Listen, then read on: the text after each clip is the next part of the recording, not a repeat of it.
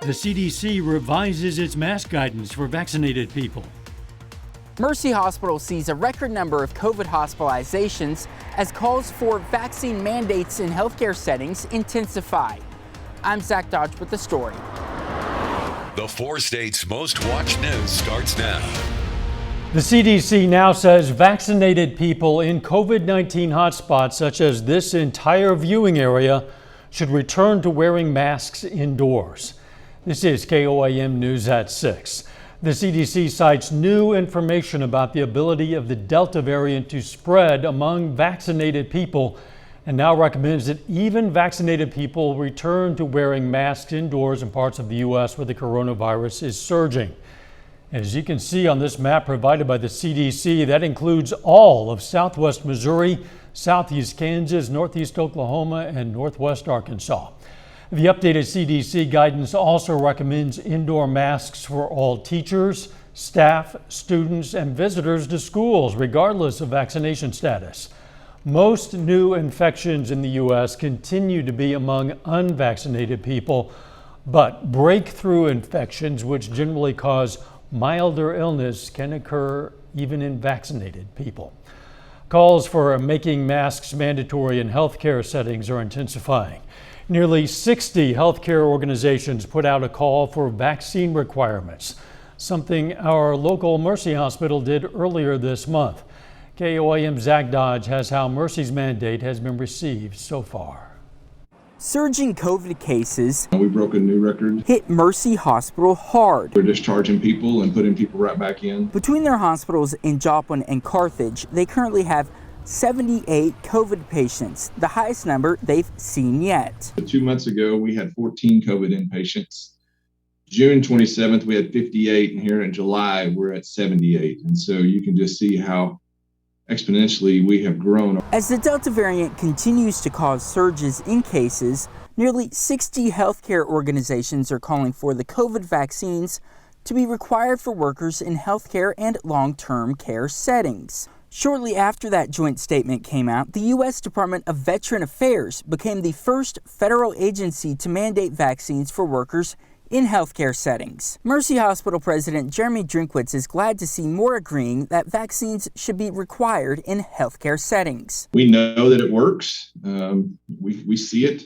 Of the 78 patients I have in the hospital right now, 95% of them are unvaccinated. Earlier this month, Mercy also mandated vaccines for employees, and since then, he says they've seen quite a few workers get the vaccine. We still have some that are trying to learn, trying to get more knowledgeable about it. There's a lot of bad information out there and a lot of untrue information that people have somehow held on to. And so I think our coworkers are walking through evaluating the truth versus the bad. When it comes to other healthcare systems, Freeman Health System says, in part, our policy remains that we are not mandating the vaccine for our employees at this time, although we are strongly encouraging our employees and the general public to get the vaccination. In Joplin, Zach Dodge, KOAM News. We're going to have the full joint statement from the healthcare organizations and from Freeman Health System on our website. That's KOAMnewsnow.com. Some Democrats in the Oklahoma House of Representatives want Governor Kevin Stitt to reinstate an emergency declaration as COVID-19 cases rise in that state, something the Republican has said he will not do. Health officials say an emergency order would give them flexibility, such as converting non-patient rooms into patient rooms. An emergency order would also allow public schools to issue mask mandates. Data from Johns Hopkins University shows the 7-day rolling average of new cases in Oklahoma has risen from 487 daily on July 11th to more than 1,158 on July 25th. The Oklahoma Health Department yesterday reported 519 COVID hospitalizations. Doug Hetty, it is very hot out there. Super hot day for us today. Most of us mid-90s for highs, but with the humidity, of course, we get the high heat indices across the region. So still heat advisories in effect. Missouri Kansas, Oklahoma. Once again, excessive heat warnings even in northeastern Oklahoma. There have been a few spots that have picked up a few isolated little showers or a quick little thunder shower. These are very small, very fast moving. Most of us have stayed dry. Most of the rain is staying off to our south. So really it's just kind of a carbon copy for us today. Mid-90s across the board. Then you factor in the humidity and you get the wonderful heat index. It feels like 100 to 105 still after 6 o'clock. We'll drop back through the 90s, 80s, eventually mid-70s later on tonight. How long is the heat going to stick around? We're going to look at that here in a bit. Catch you then. City of Joplin's online payment option is now back online. It was down due to what the city describes as a network security incident. City officials say they're investigating that incident. 3 escapees from the McDonald County, Missouri jail are back in custody. Sheriff Rob Evenson says authorities captured Centavian Thomas, David Molina, and Carmelo Burgos, all in Noel, Missouri. The sheriff hasn't released many details, but does say no one was hurt in the capture. All 3 inmates had escaped from the McDonald County Detention Center Saturday, where they had been held for violent offenses. Still ahead, Skill celebrates the anniversary of the Americans with Disabilities Act. And later it's MIAA Media Day. Representatives from Missouri Southern and Pitt State took to the podium. We're going to hear what they had to say ahead of this football season in sports. Travelers on parts of Highway 69 and 69B in Crawford County, Kansas should expect some delays next week. Beginning Monday, state crews will be resurfacing US 69 between US 400 and K47, excluding the part within Pittsburgh city limits. They'll also resurface 69B through the towns of Franklin and Arma. KDOT says a pilot car will direct one-lane traffic through the work zones and that drivers can expect delays of 15 minutes or less. The Skill Resource Center in Parsons, Kansas today celebrated the 31st anniversary of the signing of the Americans with Disabilities Act. The free drive-through event featured vendors, educational materials, boxed lunches, door prizes, and music. This year's celebration also included a COVID-19 vaccination clinic. Skill is headquartered in Parsons and has branch offices throughout Southeast Kansas, providing assistance for people with disabilities. It feels great to be a part of Skill. We help with the community, and it's amazing to help people with disabilities. And we just all are family oriented, and we all like to stick together. Skill, by the way, stands for Southeast Kansas Independent Living. The USDA has released a $480,000 loan for the city of Erie, Kansas. That loan comes from the Rural Economic Development Program. Now, through the program, the USDA provides zero-interest loans and grants to utilities. That loan will then be used to help the city of Erie buy and operate Stubbs Market, the only grocery store in Erie. Later, it's MIAA Media Day. We're going to hear from Missouri Southern and Pitt State in sports, but weather is next.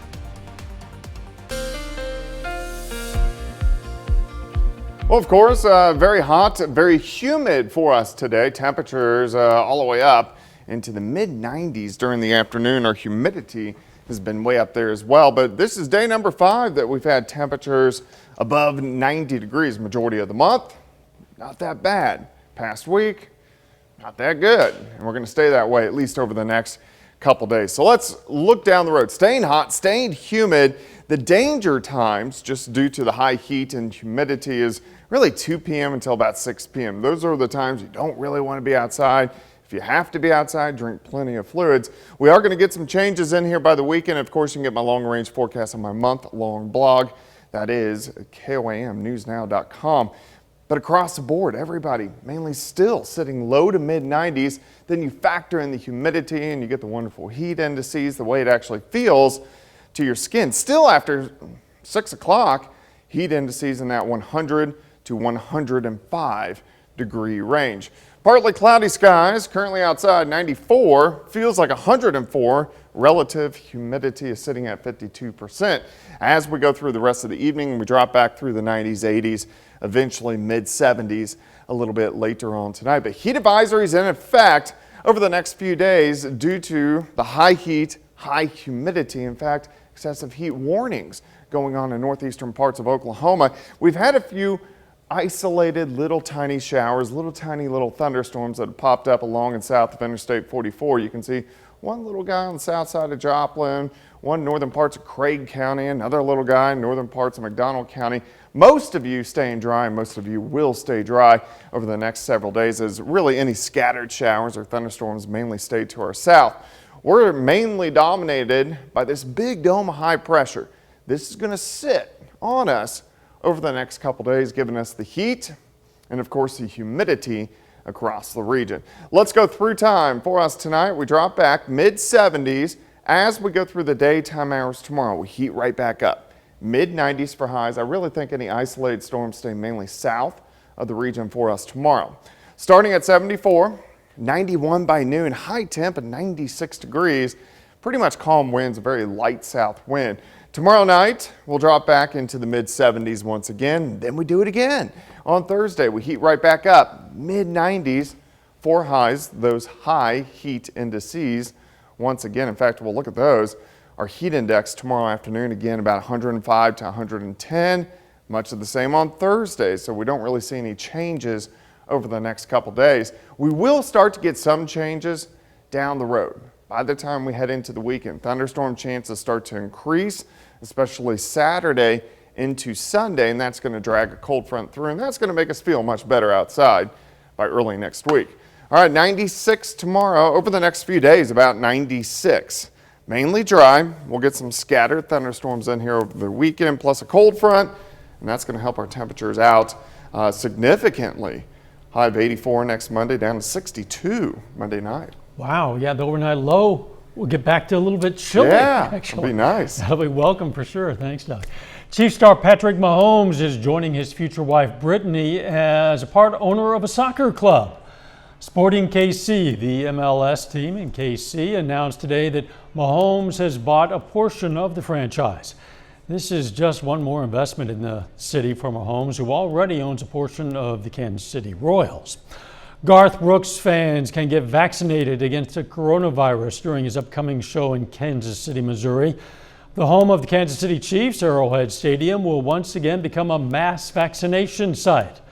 More than 70,000 fans are expected for that August 7th show.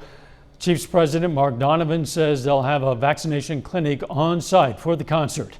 8,000 people got vaccinated at the first mass vaccination event at Arrowhead Stadium. That was back in March.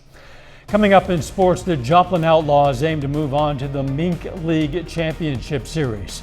Plus, it's the unofficial start of the MIAA football season, with the league hosting its annual Media Day in Kansas City. Jacob Leonard has details next.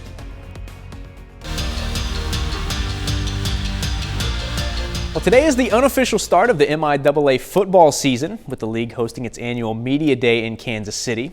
And both Pittsburg State and Missouri Southern hit the stage this morning to take questions about the upcoming season. The Pittsburg State Gorillas are about 5 weeks away from hitting the road to face Central Missouri in their season opener. It's a big challenge. I think we're going to find out really quick, where we stand in this conference. The Gorillas are heading into their first full MIAA schedule under head coach Brian Wright, who was hired in December 2019. Even more impressed with the league than what I was when I got here. A very competitive league and one that there's no weekends off. Pittsburg State played 4 games last fall after COVID-19 erased their conference schedule. Even though we weren't fighting for a national championship or a conference championship, we still got to learn from this new coaching staff that we got. And I think that the players trust the coaches a lot after these 4 games, and we're excited for the upcoming season. In addition to erasing last year's schedule, COVID-19 left some graduating seniors with a difficult choice: to move on or to return for one more year. It's been a roller coaster for sure, especially just these last few years, obviously with everything going on. But I just love the university so much and this football team and what we stand for. And I couldn't handle the thought of looking back 20 years down the road going, what if I would have stayed that 1 year? What could we have done? So I decided to take it in my own hands and find out for myself. The Gorillas were picked 6th in the MIAA media poll and 7th in the MIAA coaches poll released on Tuesday. But the team knows there are high expectations at Pittsburg State every season, and they're ready to fight to meet those expectations this fall. That's why I chose to come to Pittsburg State, because of those expectations, because of that tradition and that history, and because of people like Zach Dickey up here that paved a way before us, really created a monster there, you know, and it's fun to be a part of that monster. It really is, because that's what the people want, and more importantly, that's what our players want. That's what these guys came to Pittsburg State to do, and it's fun to be around a football team that is hungry every day. Pittsburg State opens the season on September 2nd on the road against Central Missouri. Missouri Southern also opens up the season on September 2nd, hitting the road to face Nebraska Kearney. Southern was picked to finish 10th today in both the MIAA media and coaches polls.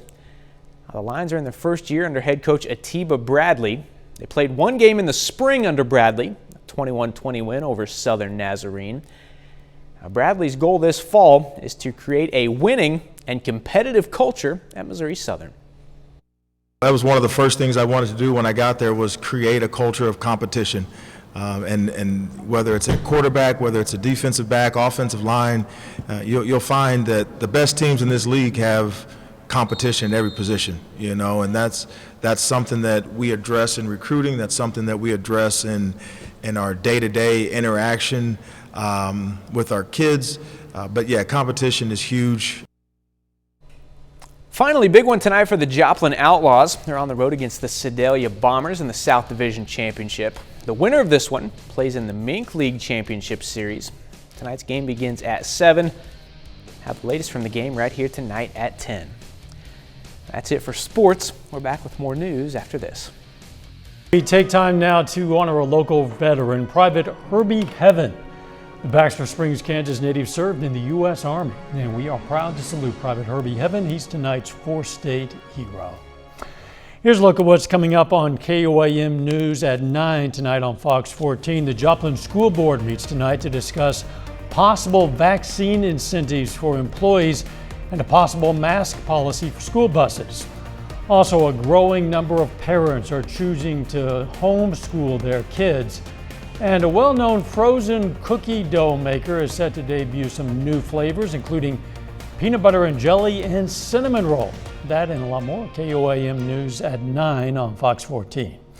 SpaceX just landed a major launch service contract for an upcoming NASA mission to Jupiter's moon, one of the moons. The deal to explore the moon Europa is worth roughly $178 million.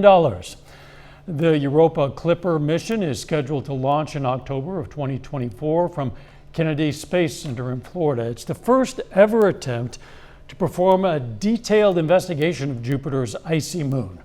Among other objectives, the mission will look for conditions that could support life. That includes searching for lakes under Europa's icy surface and analyzing the salt level of its oceans. Who knows what they might find? You will not find any icy surfaces around the four states anytime soon. No, not outside at least, as temperatures are going to continue to stay on the hot side. 96 is over the next several days. Heat indices about 105 to 110, so that's why we got the alert days up, and then some scattered thunderstorms by the weekend, then turning a little bit cooler. That'll be welcome. The possibility of thunderstorms and cooler weather. The final sports note. Stay with us tonight at 9 and 10. We got more from MIAA Football Media Day. A lot more from Missouri Southern and Pittsburg State. Very good. Thanks for joining us. We will see you right back here at 10. Let's make it a great evening.